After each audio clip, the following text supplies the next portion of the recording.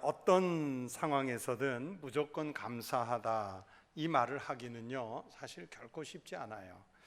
우리 기독교를 감사의 종교라고 말하는 분들이 있는데 아파도 감사, 무너져도 감사, 망해도 감사, 죽을 고비 앞에서도 감사할 수 있는 말을 하도록 우리가 배우고 있기 때문인 것 같습니다. 그러나 그래야 한다는 것을 우리가 머리로는 알겠는데 막상 난관을 만나면, 어려운 일을 만나면 우리가 무조건 감사한다는 게 이게 결코 쉽지 않습니다. 배 한 척이 항해를 하다가 큰 풍랑을 만나서 파선을 했습니다. 선원 한 명을 제외하고는 모두 목숨을 잃는 큰 사고였습니다. 이 선원은 배에서 나온 부유물 하나를 붙잡고 표류를 하다가 무인도에 도착해서 겨우 목숨을 부지했습니다.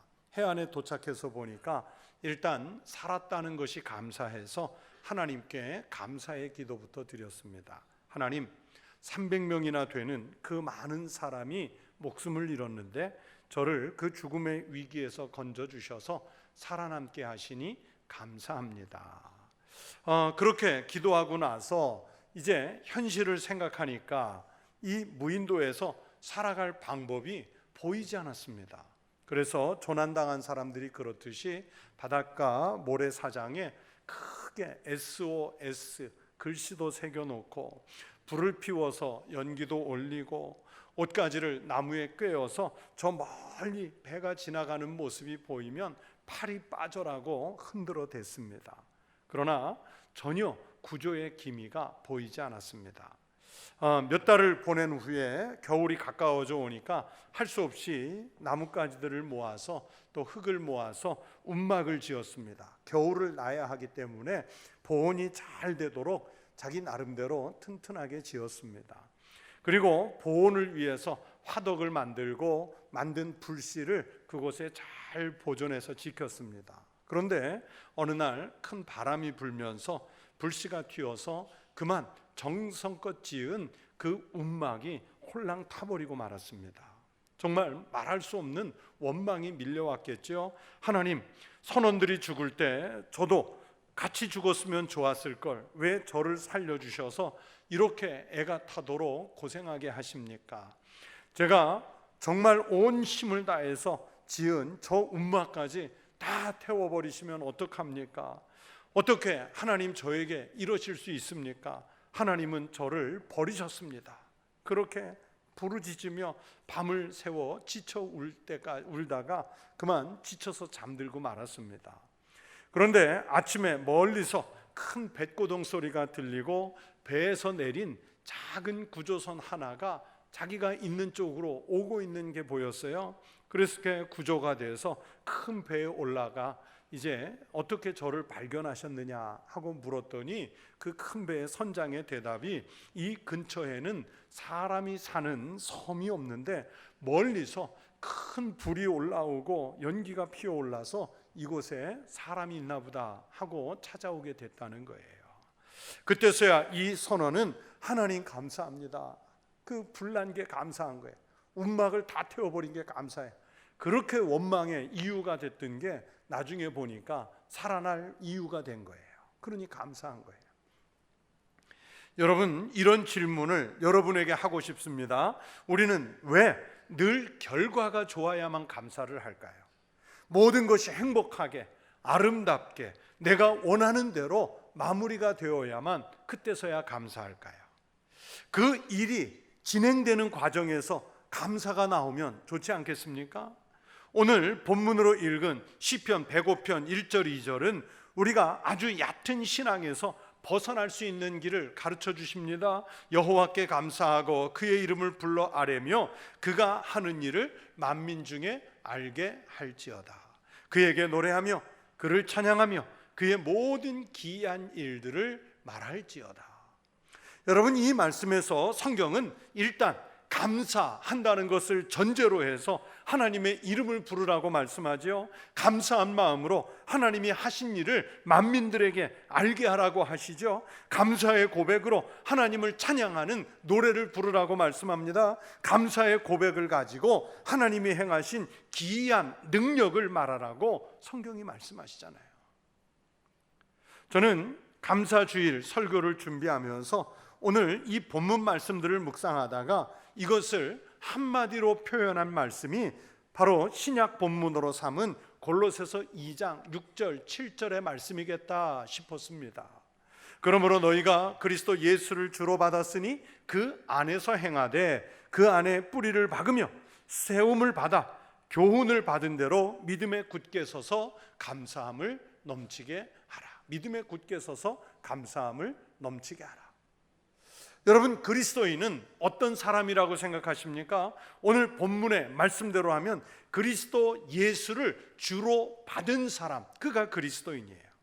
이 사람은, 즉 그리스도인은 그 안에서 행하되 예수 그리스도 안에서 행하는 사람, 예수 그리스도 안에서 사는 사람, 그가 그리스도인이에요. 예수 그리스도에게 뿌리를 내리고 예수 그리스도 안에서 세움을 받고 예수 그리스도의 가르침을 교훈 삼아서 믿음으로 사는 사람, 그가 그리스도인이라고 본문이 말씀하시는 거예요. 그런데 그 그리스도인은 어떻게 살아야 한다고 오늘 성경이 말씀하십니까? 믿음에 굳게 서서 감사함을 넘치게 하라. 믿음에 굳게 서서 감사함을 넘치게 하라. 여러분, 이 본문 말씀에서 감사함을 넘치게 하라 할 때 이 넘치게 하라는 말씀은 헬라 원문으로는요, 감사가 철철 넘친다 이런 뜻이에요. 우리가 통에 물을 받으려고 수도를 털어놓았다가 잠깐 어디 갔다 아차 하고 돌아와 보면 내가 물 받으려고 하는 통에 물이 막 넘치고 있어요. 그럼 우리가 그걸 보면서 아이고야 물이 철철 넘쳤네 그러잖아요. 엄청난 비가 내려서 제 방이 그 물을 다 담아내지 못하면 제 방을 넘어 철철 넘칠 때가 있어요. 때로는 댐이 물을 가두지 못해서 원류 현상이 일어날 때 우리가 그걸 보면서 아유 물이 철철 넘친다, 담을 수 있는 용량 밖으로 넘쳐나는 것, 이걸 철철 넘친다고 그러잖아요. 그런데 골로새서에서 이 감사가 넘치게 하라는 말씀이 내가 생각하고 담은 그 믿음의 분량보다 더 크게 감사를 넘치게 하라는 거예요.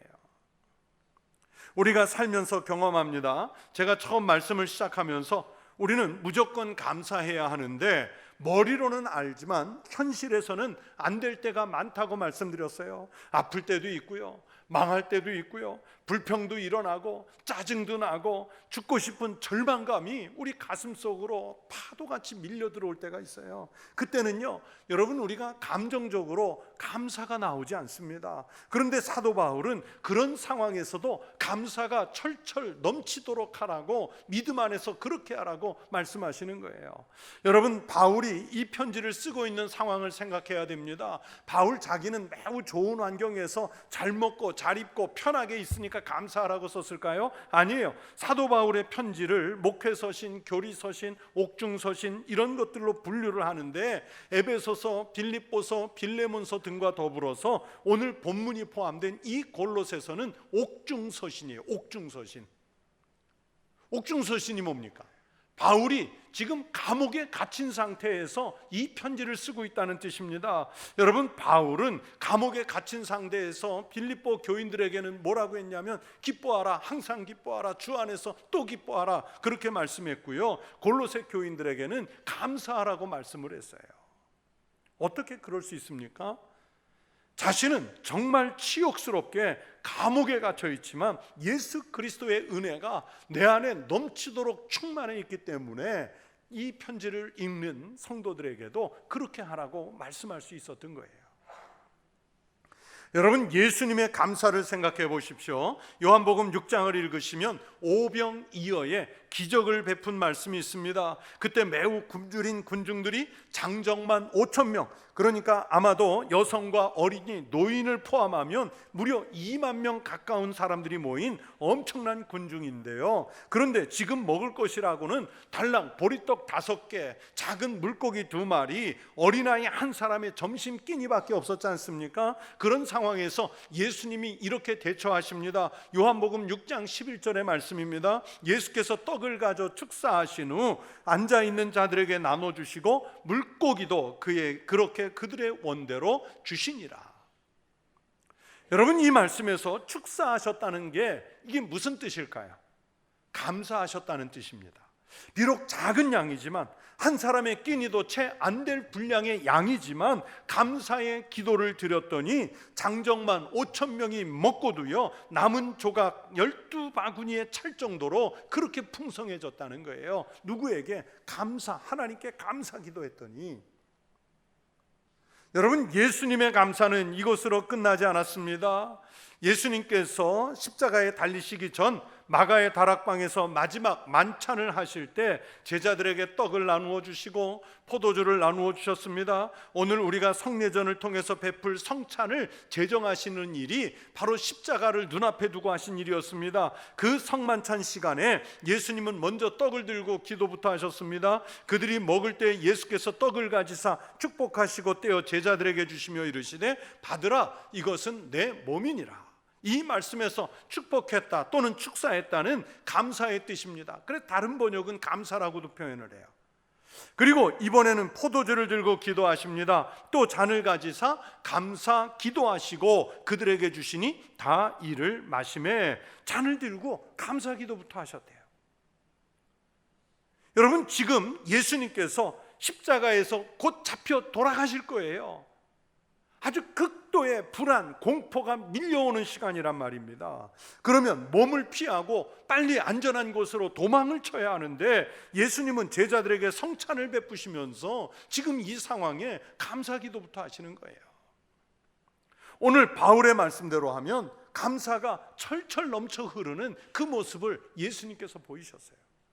시편의 말씀대로 감사를 전제로 해서 하나님의 이름을 불렀고, 감사를 통해서 주님이 하실 일을 알게 하셨고, 감사를 통해 하나님께 영광과 찬미를 올려드리는 장면을 예수님께서 직접 만드신 거예요. 여러분, 이것이 바로 주님의 모습입니다. 부활의 결과 이전에 십자가를 지시는 것까지도 감사로 감수하신 예수님의 모습을 이 성찬이 우리에게 보여주고 있어요. 추수 감사절 때가 되면 그 유래를 자주 말씀드리지 않습니까? 1620년 신앙의 자유를 찾아서 청교도들이 유럽을 떠나 신대륙 미국을 향했습니다. 이들이 3개월 넘어 4개월 다 된 117일간 항해한 그 항해 일지가 고스란히 남아있는데, 그 항해 일지를 보면요, 이분들이 타고 간 메이플라워 그 배는 180톤도 되지 않는 매우 작은 배였고요. 여러분, 우리 성인이 1시간에 걷는 평균 속도가 시속 약 4.5km 정도가 되는데, 이 배가 얼마나 속도가 느린지 시속 3km밖에 못 가는 배예요. 풍랑으로 죽은 사람도 있고요, 거센 파도 때문에 배의 돛대가 부러져서 항해가 어려울 때도 있습니다. 그렇다고 해서 그들이 배 안에서 사람이 죽어나간다고 절망하지 않았고요, 돛대가 부러졌다고 하나님께 원망하지 않았어요. 죽은 사람을 본 게 아니라 그 배 안에서 새 생명이 태어난 것을 감사했고, 돛대가 저렇게 심하게 부러졌지만 배가 파손하지 않은 것을 감사하는 기록을 남겼어요. 117일간의 이 항해는 인간적 시선으로 보면 고통이었고 절망이었고 낙담이었습니다. 그러나 감사하기로 작정하니까 그 와중에 감사가 나오는 거예요. 그들이 그 고통을 뚫고 미국 플리모스 해안에 도착해서 1년간 각고의 힘을 기울여 농사를 짓고 그 수고를 가지고 거둔 첫 열매를 가지고 하나님께 감사의 예배를 드린 그 1621년의 예배가 오늘 우리들의 감사예요. 여러분, 앞에서 잠깐 말씀드린 대로 우리는 대부분 일의 결과를 보고 내용이 좋고 흡족할 만한 그런 결과를 얻어내면 감사하고, 그 진행되는 과정이 힘들고 어렵고 고통스러우면 감사하기보다는 원망하는데 익숙해져 있습니다. 그러나 사도 바울도 옥중에서 이 편지를 쓰면서 감사했고, 예수님은 십자가를 눈앞에 둔 최악의 공포 속에서 감사를 하셨습니다.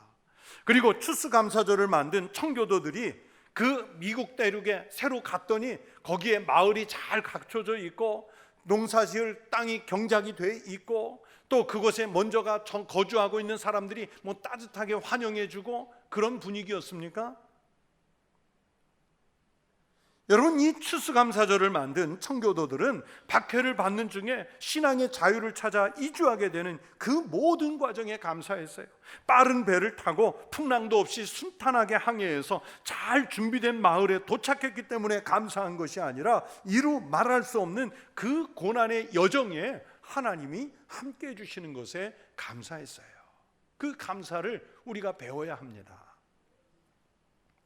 요즘 이스라엘과 팔레스타인 민족 간의 전쟁 때문에 세계가 다시 한번 매우 고통스러워하고 있습니다. 양측 다 빨리 좀 자제하고 전쟁을 멈추고 평화가 회복되도록 우리가 정말 이때 힘써 기도해야 됩니다. 그런데 이 전쟁 중에 아무래도 이스라엘 쪽 보도가 훨씬 많은데, 많은 해외 유대인들이 자기 땅에서 전쟁이 일어났다는 소식을 듣고 이스라엘로 돌아가기 위해서 귀국하는 비행기를 줄 서서 기다리고 있다, 또 비록 전쟁 중이지만 일상을 평범하게 유지하려고 노력한다, 이런 기사들을 봐요. 또 방송 뉴스를 봐요.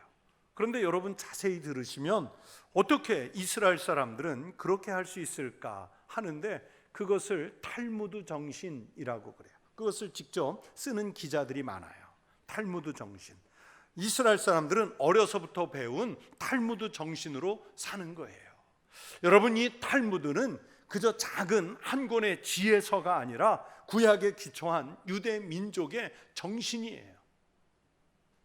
그 탈무드에서 감사와 관련해서 유대인 어머니들에게 자녀를 교육할 때 감사에 대해서 이렇게 가르치라고 주시는 지침이 있어요. 3가지인데, 첫째, 항상 감사하라. 우리도 잘 아는 내용이죠. 항상 감사하라. 두 번째, 원망과 불평을 하는 사람과는 사귀지도 말고 만나지도 말라. 그러면서 세 번째는 두 번째와 반대되는 얘기인데, 항상 감사할 줄 아는 사람을 사귀고 만나라. 여러분이 사귀는 사람 중에 항상 감사하는 사람이 많습니까? 아니면 원망과 불평을 하는 사람이 많습니까? 만약에 원망과 불평이 많은 사람은요, 아무리 가까워도 오늘 예배 끝나고 가서 빨리 버리세요. 그 사람은 버리세요. 나한테까지 옮아요. 항상 감사하는 사람을 사귀라는 거예요. 지난 주간에 올해 2023년 부산국제영화제가 막을 내렸어요. 요즘 3주간 우리 교회 인문학 강좌로 영화 이야기를 하면서 제가 지난주 목요일 저녁에 강의를 듣는 분들에게 짧게 이런 말씀을 좀 드렸어요. 며칠 전, 아마 그 전날 수요일인 것 같은데, 우리나라 여배우 최초로 아카데미 여우조연상을 받은 윤여정 배우의 인터뷰 기사가 아주 크게 신문에 1면 가까이 나왔더라고요.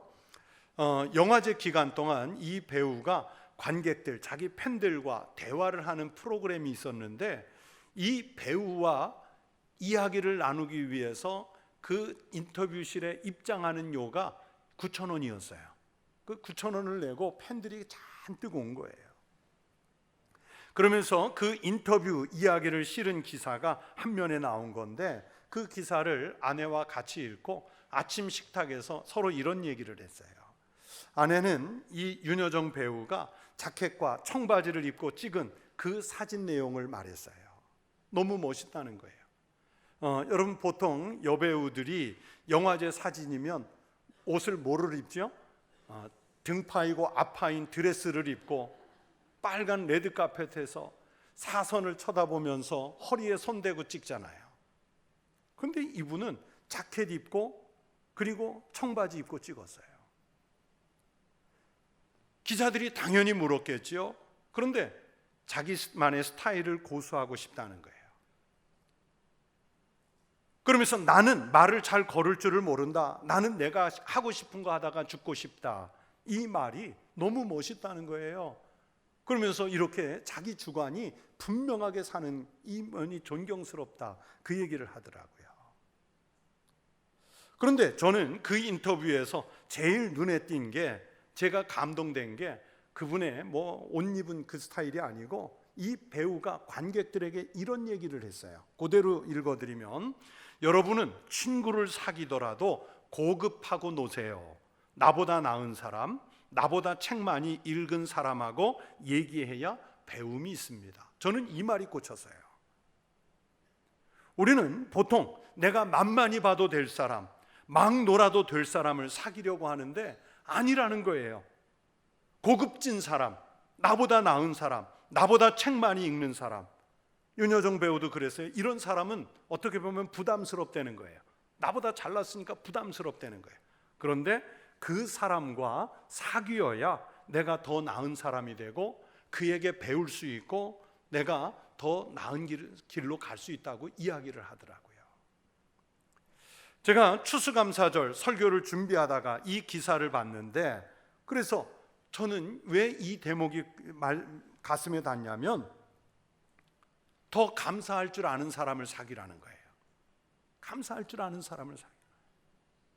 오늘 드리고 싶은 말씀은 성경의 말씀대로, 이스라엘 어머니들의 가르침대로 감사가 철철 넘치는 사람, 그런 사람을 사귀고 만나야지요. 어떤 상황에서도 믿음이 견고하고 흔들리지 않는 태도로 감사할 줄 아는 사람을 만나십시오. 그러면 함께 신앙이 성장하고 서로 배울 수 있습니다. 여러분은 어떤 사람을 사귀고 있습니까? 반대로 내가 그리스도인으로서 감사가 철철 넘치는 신앙으로 살면 내 주변에 다른 사람들이 복을 받습니다. 내 감사가 가족의 감사가 되고, 내 감사가 직장 동료들의 감사가 되고, 내 감사가 이웃의 감사가 될 수 있어요. 그래서 성경은 우리에게 뭐라 말씀하십니까? 믿음 안에서 감사함을 넘치게 하라. 감사함을 철철 넘치게 하라는 거예요. 성도 여러분, 요즘처럼 불안한 시대가 또 있겠습니까? 나라 안팎으로 고통을, 불안을 강요받는 시대입니다. 이런 불안의 시대에 우리 그리스도인들은 세상의 불안을 보는 것이 아니라 내게 베푸신 생명의 은혜를 봐야 할 줄로 믿습니다. 그래서 무조건 결과가 좋아야 감사가 나오는 것이 아니라 순간순간 내 인생의 모든 과정을 지키시고 보호하시는 주님의 은혜부터 봐야 합니다. 그래야 감사가 넘칠 수 있습니다. 하나님께 감사로 제사를 드려 더 큰 감사의 복을 받는, 그리고 내가 받은 그 복 때문에 감사가 철철 넘쳐 흐르는 그런 믿음의 성도들이 되시기를 주의 이름으로 축원합니다. 기도하겠습니다. 하나님 아버지, 감사합니다. 저희들을 하나님의 백성으로 생명을 주신 것 감사하고, 그리스도인 되어 믿음 안에서 살게 하시니 감사하고, 내 주변에 감사한 이웃들 많이 두게 하시니 감사하고, 내가 받은 주님의 은혜로 이웃에게, 가족에게 하나님의 사랑을 감사로 나눌 수 있게 하시니 감사를 드립니다. 하나님, 우리 살면서 때로는 힘들고 어렵고 지치고 넘어지고 낙심하고 절망하고 죽을 것 같은 위기에 빠졌을 때도 감사가 넘치는 믿음의 삶을 살게 하여 주시옵소서. 감사하오며 예수님 이름으로 기도하옵나이다. 아멘.